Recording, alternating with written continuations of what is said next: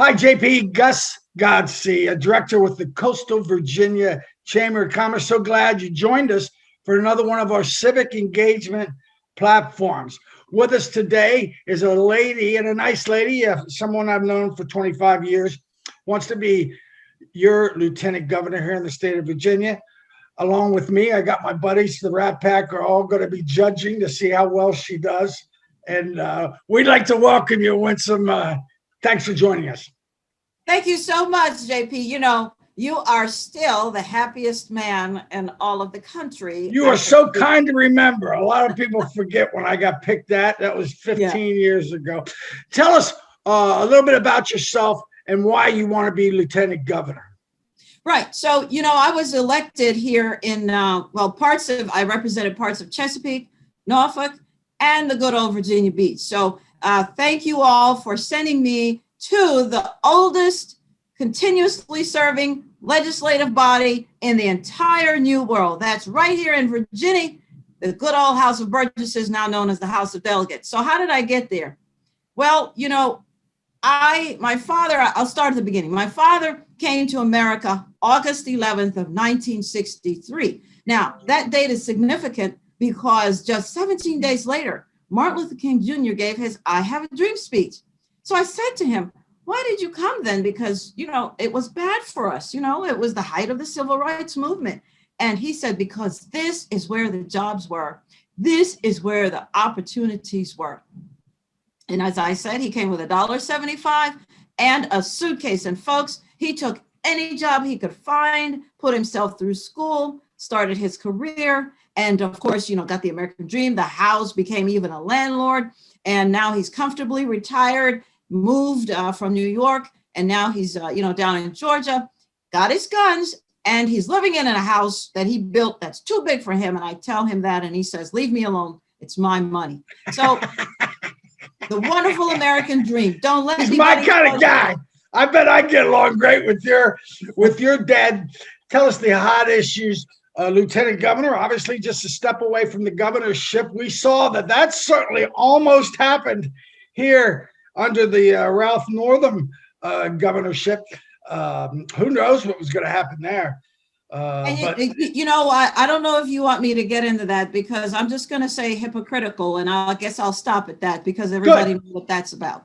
We know that was way in the past. We're moving forward. Okay. What are people telling you that is on their mind right now regarding the campaign? Let me tell you something. Do you know that in 2016, the Democrats, according to a Morning Consult poll, there was about 65% of Democrats who said the elections were stolen.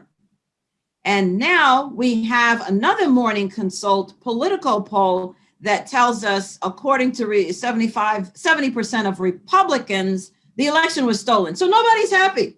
Nobody's happy about the election results. Now, that's not good for a democracy. And I know we're not democracy, but for heaven's sake, let's absolutely right.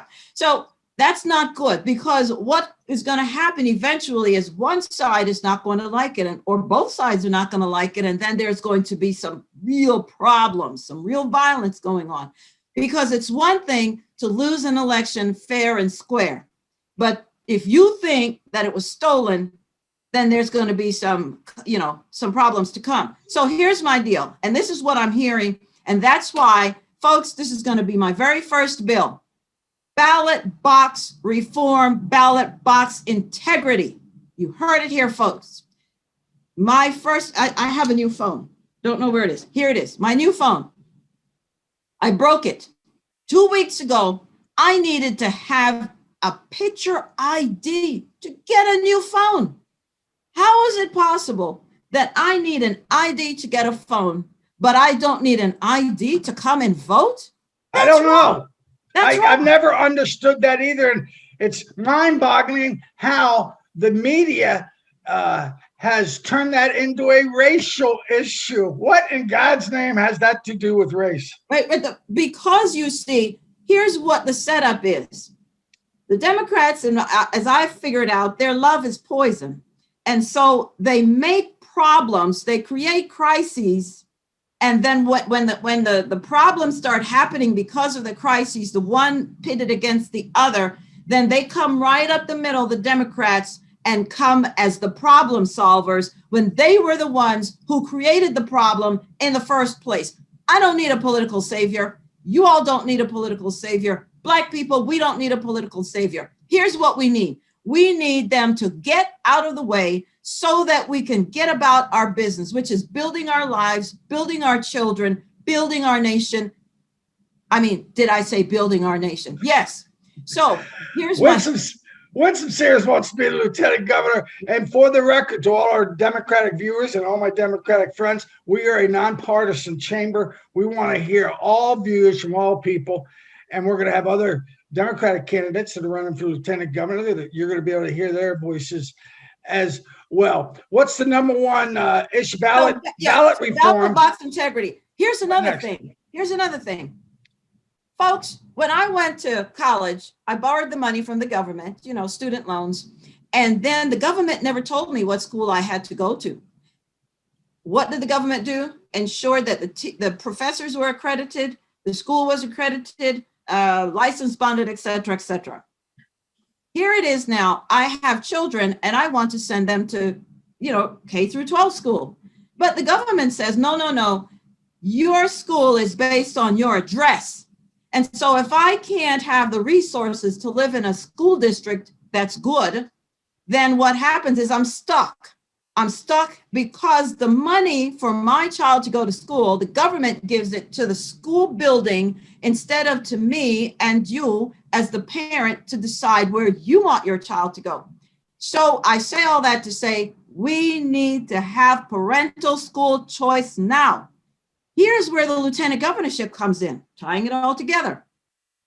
Do you know, in 2012, the closest we've come so far to parental school choice here in Virginia, it was a Republican lieutenant governor who was the tie-breaking vote in the Senate that allowed a bill to go through, which now more Black parents take advantage of than any other population.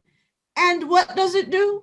It allows you to get the voucher to send your child to any school you want. So we know Black parents, school choice. That was John Hager, if I'm not mistaken, lieutenant governor, correct? No, at that time it was Bill Bowling. Bill Bowling. Okay.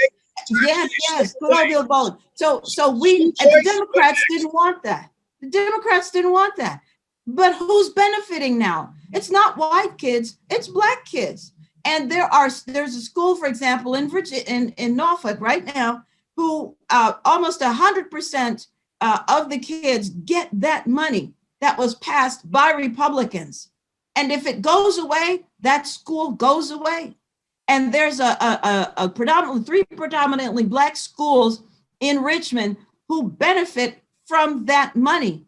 If that money goes away that the Republicans passed, the school goes away, the kids go away. Petersburg, predominantly Black. You see what I'm saying? Are they going to? Is the Democratic Party trying to do away with that right now? The Democratic Party doesn't want school choice. They don't want parents to have school choice. We don't have any more time for that because we got all these other issues. All right. And a short bit of time again. Winsome Sears wants to be our lieutenant governor here on the coastal Virginia Chamber of Commerce. Let's talk about a couple of our big things. Right to work. Right. Big Listen supporter. Listen to me. I'm a small business owner, and you all know I'm a Christian first and a Republican second. So there are Bible verses that tell me that the same God who created me created my employees, and I'm going to have to answer to him. So I treat them right. I understand why, people want to join unions, et cetera, because, maybe the employers don't treat them right. That's their choice. I want Virginia to remain a right to work state. I don't want to be forced to do anything. I treat my employees right because I want to keep them. I don't want to have to retrain anybody, and I'm not better than them. I get down and dirty just like them all the time. So I'm not I love right to work. Let's keep it. As you know, the Democrats want to get rid of that. We can't let that happen. Marijuana. That's the writing is on the wall Winsome. It's already written. I don't think anybody says that in 10 years it'll be legal recreational use probably in all 50 states. I think it's already written. It's already written here in Virginia. And let me tell you something. I'm telling you, this is poisonous once again. We know that it doesn't work in Colorado and all of the states over there that have passed it. Why do we think it's going to work here? And it's going to hit us inordinately. Let me tell you something. Again, this is creating a crisis so that the other party can come on in and be the savior. Because I had an employee, I had to let him go. He came up positive on a drug test for marijuana. Folks, we know marijuana is a gateway drug, don't we? So it doesn't stop there. And we see the havoc it's created in the other states. So your position is if you had to vote, the tiebreaker vote, you're against legalization. It. It's legalization. Already, I'm against it. I'm against Felony Rights. As a Christian you are, and I certainly am myself, I believe very much in forgiving, and I believe in second chances. But that's just as a Christian. Felony rights is a totally different thing. The paper last week, front page, 69,000 voters. It didn't say they were restored eligibility, but it says they are eligible to get it, whatever that means. Your thoughts? America is the land of second and third and fourth and fifth chances. That's why I live this country. There's really no place like it. So I say, if a man or woman has served their time, let them vote, give them their rights back. But folks, there are certain things we can't let go, and we have to be careful because there is a relapse among certain populations. And I'm talking about the sex crimes especially, and murder, etc. We can't have those rights restored. I'm sorry, we just can't. So the bottom line is some of the felonies, the lesser ones, burglary or maybe some pot distribution, but the heavy duty ones, rape, murder, that kind of stuff. I'm not for it. I'm not for it. We got to have safety in our communities. We got to know who's coming to the polls. Here we go again. Yeah. I got you. COVID. That used to be the first word I've had. Everybody I interviewed last year, mouth. Everybody, that was it. Now, not so much. I guess people are feeling more comfortable that we're turning the corner. Well, let me tell you something. Thank God for President Trump, who pushed a historic. Did you see how fast the vaccine was created? All that money, so little time, and he got it through. Thank God. Now, I don't know if you all recall back early in 2020 when there was we had to have a paper stating why you were out. You could not go anywhere unless you were authorized. And thank God I had a business that was considered essential by the Governor Ralph. And so we were able to be out, but we had to have papers to prove why we were out. I wondered, where in the heck, where are we? Is this America? You got to have papers. So anyway, people have lost their businesses. People have to go into their 401ks very early. They're going into their savings account. People are being evicted. We need our businesses open. We don't need, we know who the vulnerable are. We've got to stay open. If folks want to stay home, but let the rest of us be out. Listen. That goes with schools too. Private schools have been open for a year, 5 days a week. Why can't our public schools be open 5 days a week for a whole year? This is where, folks, parental school choice comes in. And let me tell you something. I'm not trying to destroy public schools. I'm a product of public schools. My husband, my kids.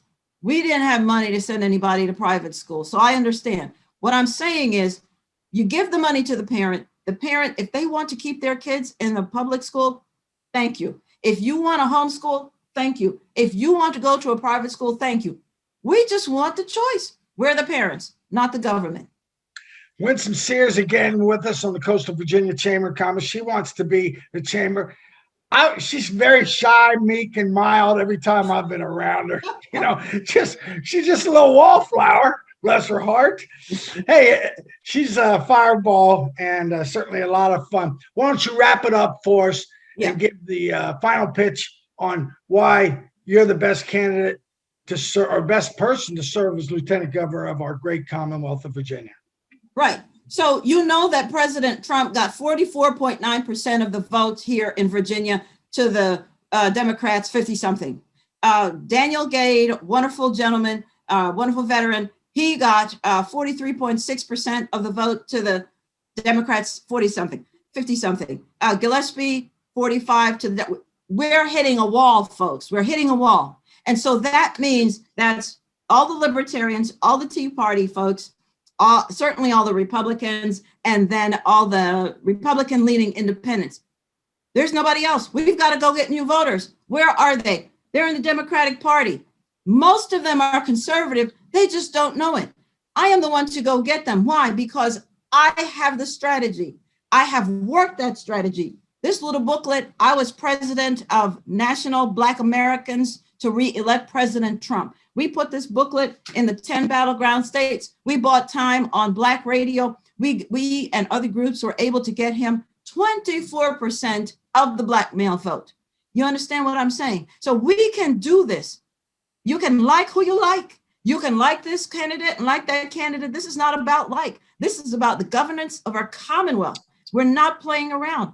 I have a strategy to bring in those new voters. Otherwise, we're going to hit that wall again. If you do what you've always done, you're going to get what you've always got. We're tired of losing. Vote for me. Winsome Sears for Lieutenant Governor. Is that the website? WinsomeSears.com. WinsomeSears.com. You can find her as easy if I could, because I'm an old illiterate tech dog. But she has a great website. That was Ben Carson on that little brochure. Yeah. Boy, I love that guy. What a sharp man he is. She's Winsome Sears, Lieutenant Governor candidate. I'm JP Gusgazzi. We at the Coastal Virginia Chamber of Commerce want you to be a member of our team. We got a great one. I will come out personally to your place of business and film a free infomercial for you to use, professionally filmed, and we'll have it up on our website as well. Contact us at coastalvachamber.com. Thanks to Gary Byler, our chairman, and thanks to Ron Villanueva, our executive director. Until next time, Winsome Sears, you're the best. We got to get the Asian vote. We got to get the Latino vote. We got to get the Black vote, folks. I can do that. She's so shy. I can't get a word out of her. I'll see you next time. Thanks.